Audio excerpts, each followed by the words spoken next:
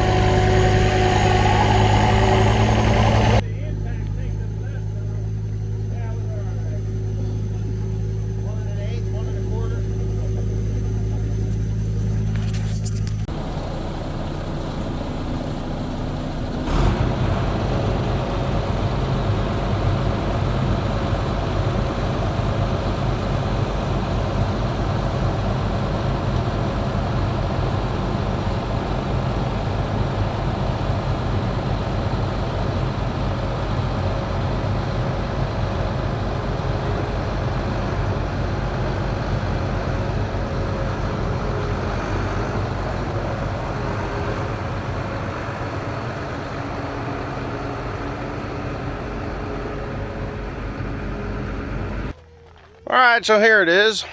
This is a CR8090. We don't have the duals on it yet. We don't have the duals on it yet. We just got it off the trailer. Got it off the trailer earlier today, and we haven't really looked it over too much. But what we did see, there's nothing wrong with it that I can see. This has been, I do believe it's been. Oh, I think Timothy was on here because, yeah, now I can't get that thing to unlatch. There it goes. All right, so first look on the combine as to what we're doing to it to get it to a standard in which I am willing to go to the field in. So, yeah, this is what it looks like underneath here. Very simple. Timothy was looking at this and noticing some differences. You know, just some things. He's like, Dad, that sprocket's bigger than that sprocket. I was like, yeah. I says, one has to run faster than the other, and that's just the way they are. Oh, and that is a new chain, by the way. Thankfully, they put that on. There's a whole bunch of belts that need to be replaced. It's pretty simple to go and look at it and say, hey, I need some belts replaced. So the main belt that runs the whole entire threshing system has only 3 belts on it. It's missing 2. It's actually supposed to be one full belt with 5 V belts incorporated into it. Kind of like the one next to it that has 2. The outer shielding blew off. I'm going to climb up there and I'll show you pieces of it, I think. Anyways, there was pieces of it here and about. Yeah, there was pieces. I found them earlier. This combine, I think, was only washed just before they sold it. Just before they sold it. There's stuff caked in here that I just could not hardly believe.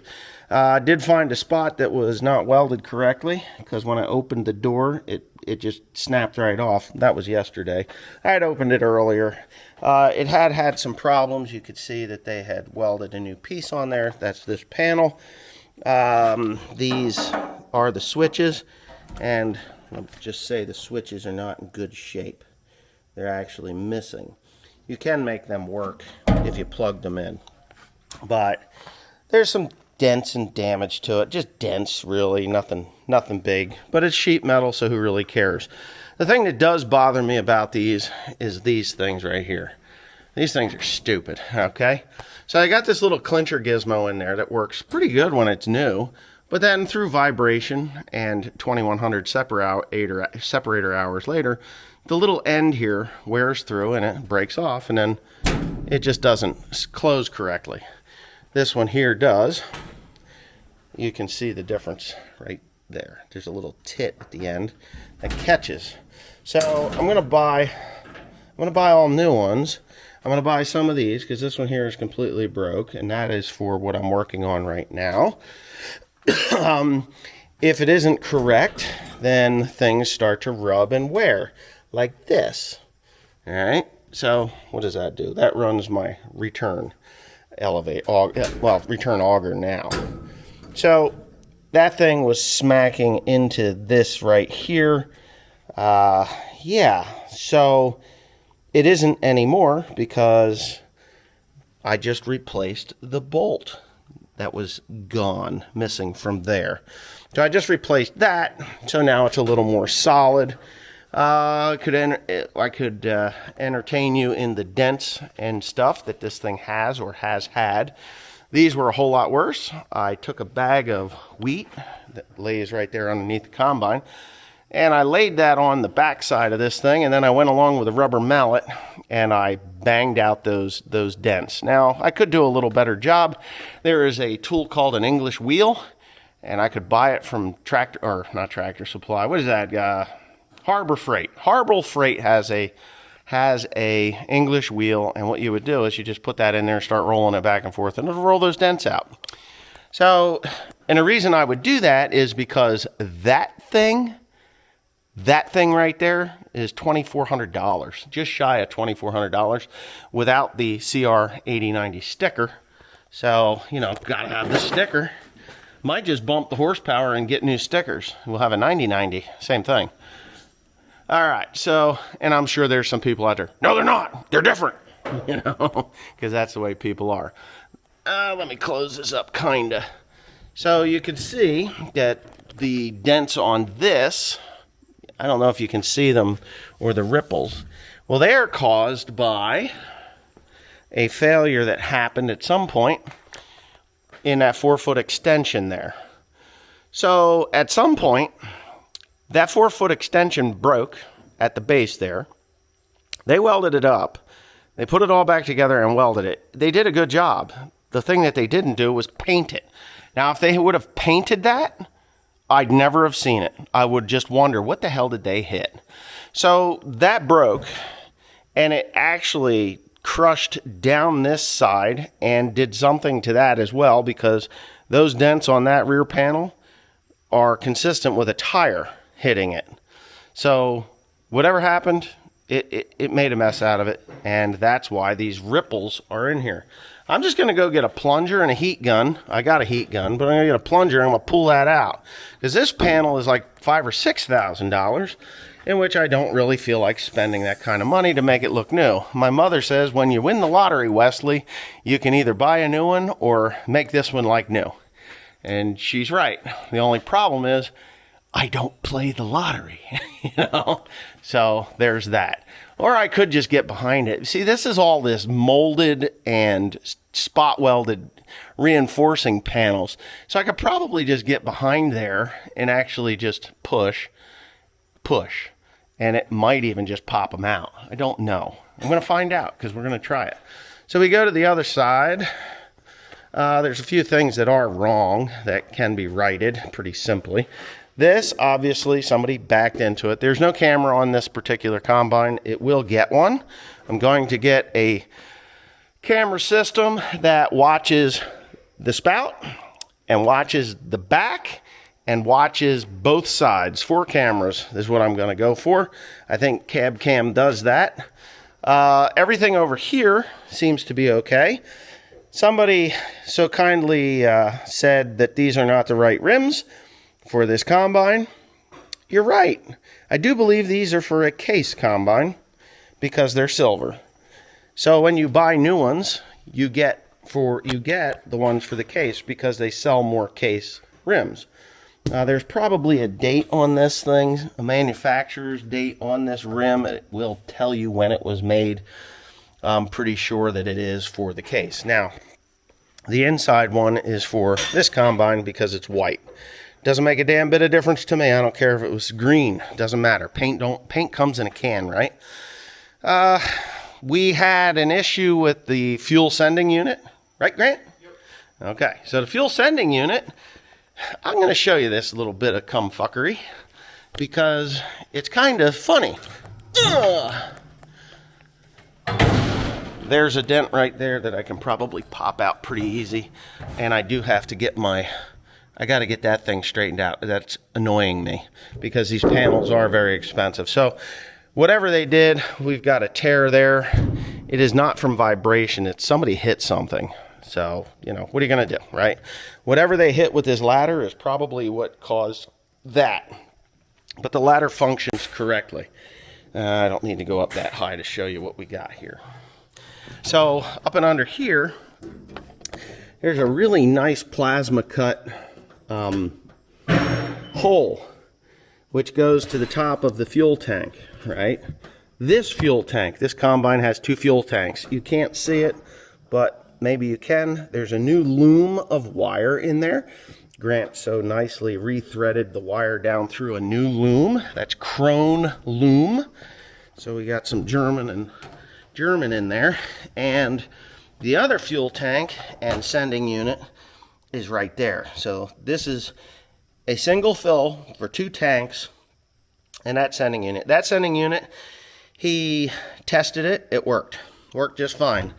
That sending unit, he tested it and it worked just fine. The wires had no resistance, nothing. So the computer on my beautiful 8090 CR8090 said that the wire was disconnected. So I thought it was just corroded. It's not corroded. Not corroded at all. Unplugged them, plugged them back in, turned the wires around, still nothing. No go, no bueno. So we were going to go and find the wire to see where it goes before it goes up into the cab, in which me and Grant were both, I was over here, Grant was up here. This is a beautiful step that locks into place, and you won't be able to see it because, well, hold on. Here's a nice thing about New Hollands, and I'm sure that the Dear Johns have them as well. Lighting, beautiful lighting for when you're at night. So working at night, which is more often than not. So this wire this loom right here, there was no loom. That's Krone loom that I put on there. Rats had chewed those 2 wires off. That's for the fuel sending unit. So I replaced those, put the loom on it. I did that end, Grant did the other end, and you know what? Life is good. Life is good. So, yeah, now I got a sending unit and the computer does not yell at me any longer, which is nice. This side here, these actually open and close properly. There's the little tit thing there. One thing that I'm annoyed with is that. So, whether these bolts I'm not sure how these bolts came out or what, but I believe something is missing in here. I'm not sure if it is. I don't believe that these 2 pieces can just bolt up like that and be good because this is such thin metal. I'm not happy with that. So that protects the fan, okay?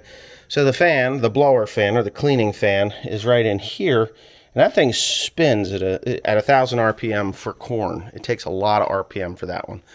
Revolutions per minute, if you do not know.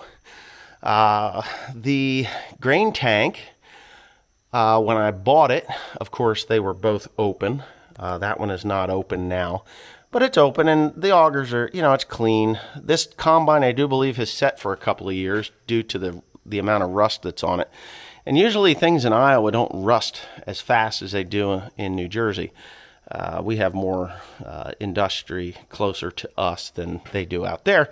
But anyways, there's rust. And the one thing I did notice when Steve dropped it off is all these little spot welds. I don't know if you can see them there under the light. The little spot welds all the way across. I was like, well, what the heck? So let's go over here. Let me shut my light off so I don't waste the battery. Waste the battery. You don't want to do that. So we go over here. And these are all spot welded in, right? Like, what the heck? So I look underneath here, and Timothy did as well. And let me get my light, and you will see that this thing, you can see the JB weld there. I think that's JB weld on both sides. They left this thing sit outside and rust. Yeah.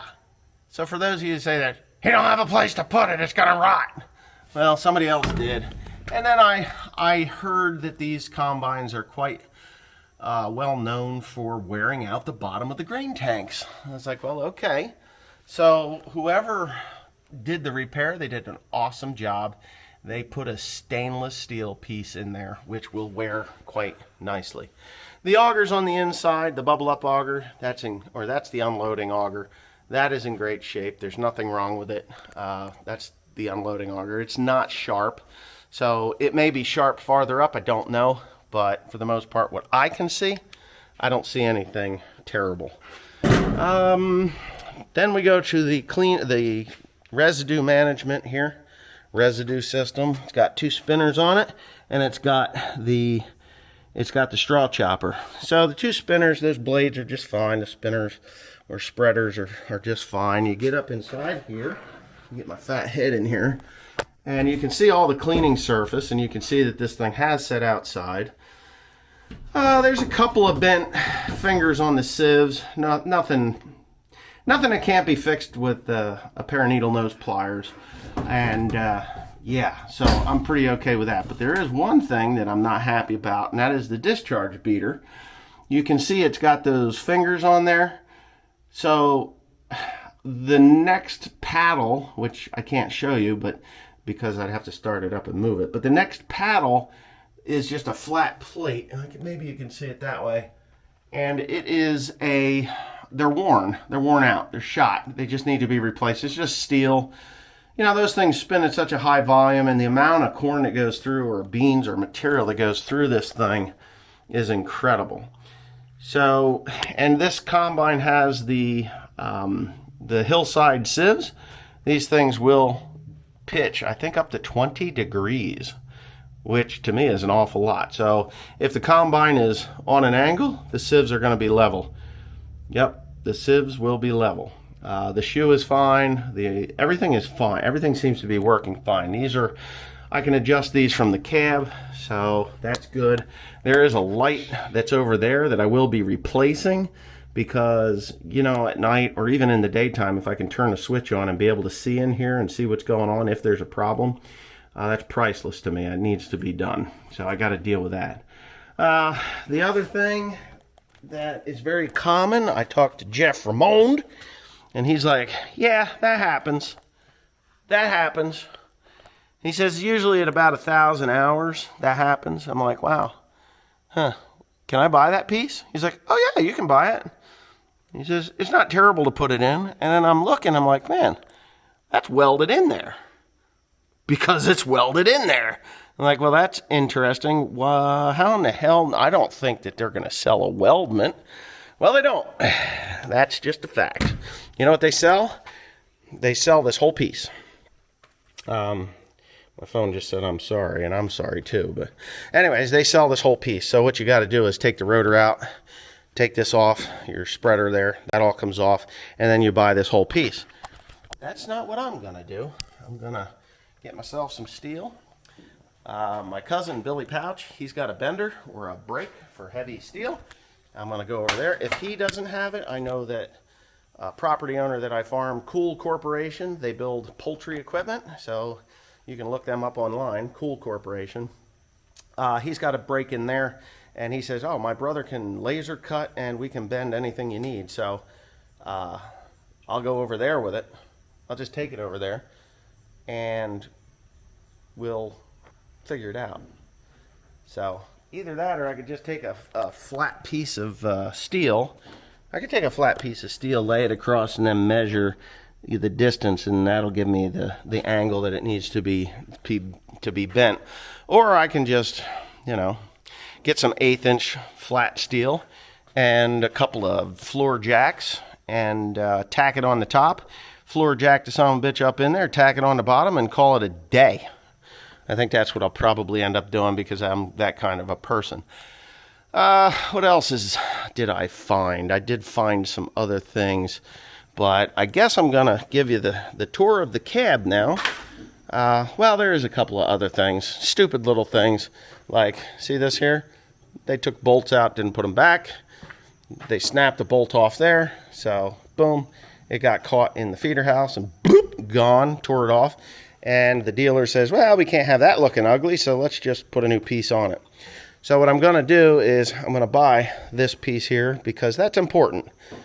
Some people may not think it's important, but it's important because this head or this feeder house is a tilting feeder house. You can see the hydraulic cylinder there. I don't know if John Deere has that yet or not. They've had this since the TR8090 combines. They call that the terrain tracer, and it needs to be on there.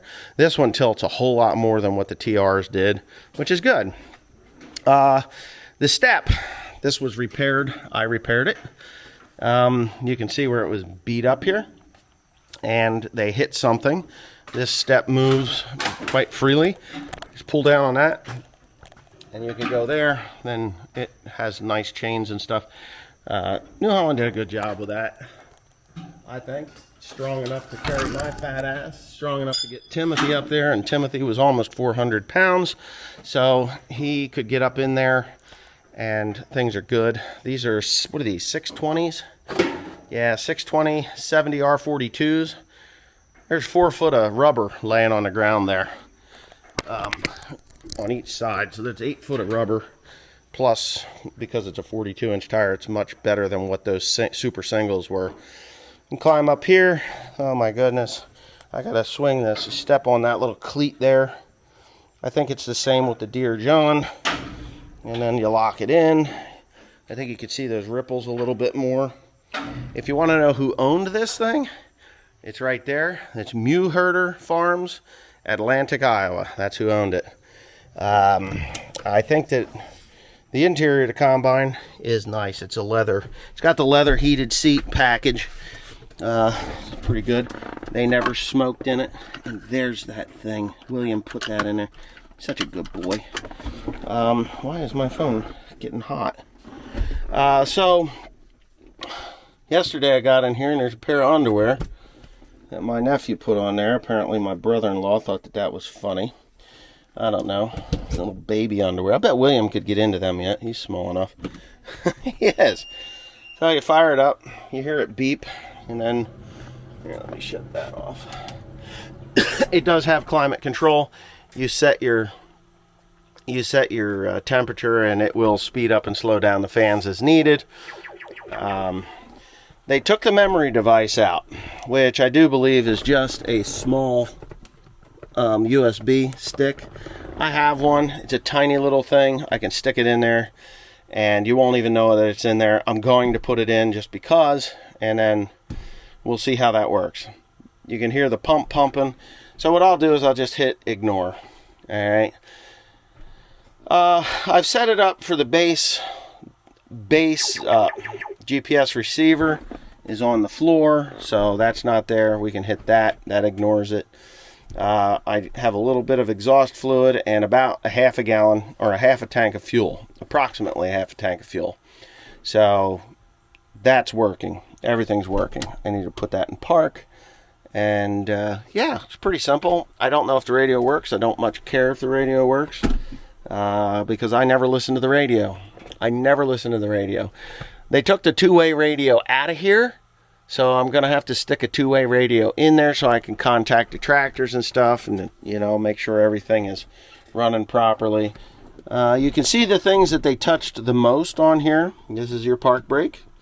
I think New Holland needs to get their shit together and stop using these painted plastic ones and just do something a little smarter than that. And this is the throttle. And this here is your header float control. And I do believe that is to turn your deck plates. So you hit that and your deck plates, you can move those in and out using this guy here. Right? I'm pretty sure. I'm not 100% sure. This thing, you can adjust the rows that you're running with your combine. So if I wanted to, well, it's set up for 12 rows, so that's the maximum. So if I get into a field and I've got 6 rows left and I want my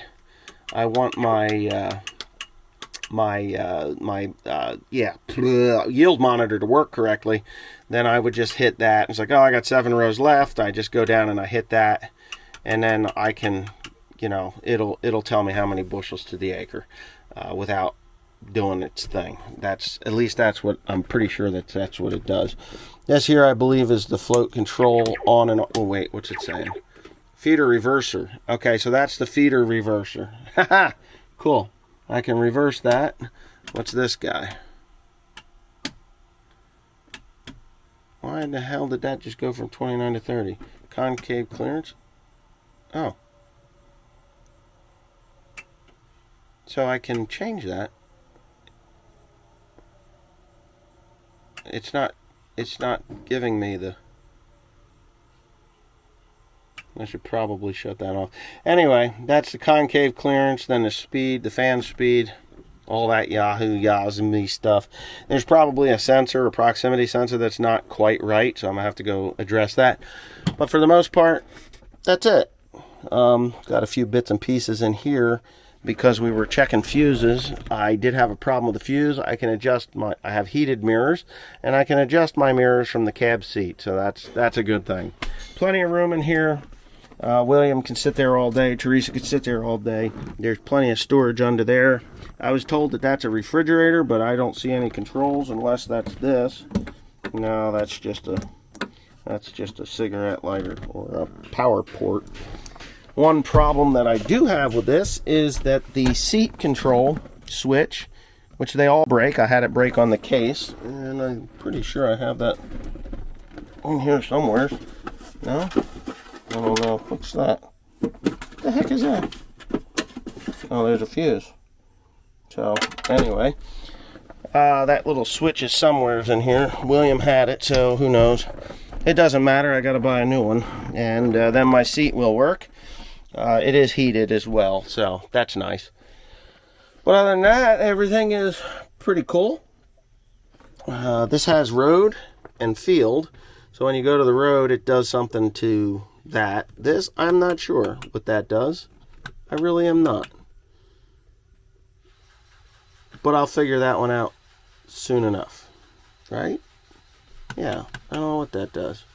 And then there's this guy here, which I don't know either. Let's turn it back on. Well, I don't need to turn it on. Anyway, I hope you enjoyed that.